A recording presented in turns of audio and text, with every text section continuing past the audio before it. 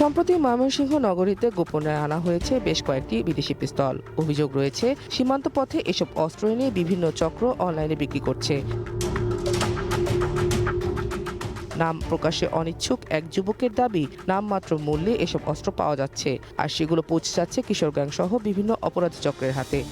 দালালরা সংগ্রহ করে নিয়ে আসে সিন্ডিকেটের মাধ্যমে আমাদের বর্ডার অঞ্চল দিয়া, ঠিক আছে, কিশোর গ্যাংয়ের হাতে ছড়িয়ে পড়ছে, পুরো বাংলাদেশে ছড়িয়ে দিতেছে।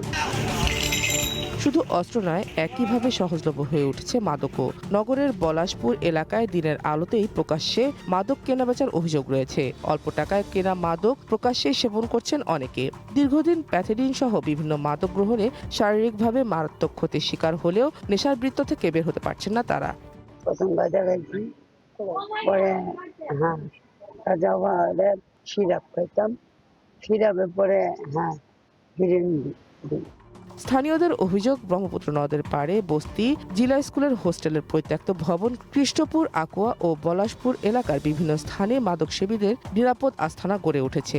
প্রশাসনের চোখের সামনেই মাদক সেবন ও অপরাধমূলক কর্মকাণ্ড চললেও কার্যকর ব্যবস্থা নেওয়া হচ্ছে না বলে অভিযোগ তাদের। ফলে কিশোর গ্যাংয়ের বিস্তার এবং অপরাধ প্রবণতা নিয়ে উদ্বেগ বাড়ছে সাধারণ মানুষের মধ্যে। এখানে দেখা যাচ্ছে ডাইলের বোতল আছে, এই যে আপনার হিরোইন খাইতেছে, যে মুক্কা আছে, এই যে গাজার ফুটি পাওয়া যায়। এটা পরিবেশটা আর কি অনেকটা নষ্ট হয়ে গেছে। ভালো ভালো ছেলেরা পড়াশোনা ছেলেরা নষ্ট হয়ে যেতেছে, ঠিক আছে।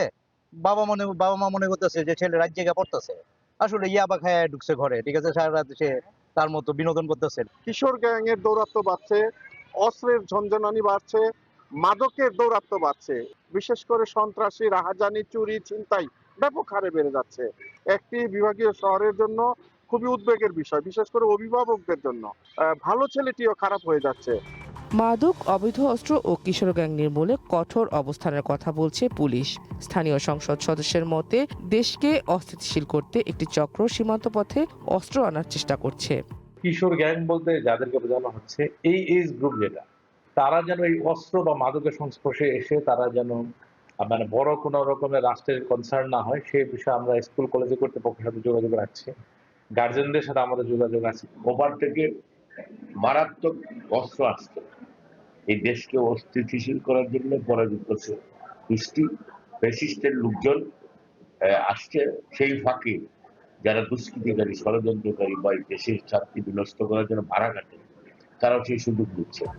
গত এক বছরে আইনশৃঙ্খলা বাহিনী কয়েক কোটি টাকার মাদক উদ্ধারের পাশাপাশি অবৈধ অস্ত্র জব্দ করেছে। অস্ত্র, মাদক ও কিশোর গ্যাংয়ের বিস্তার রোধে আরও কঠোর হওয়ার আহ্বান স্থানীয়দের। One national desk.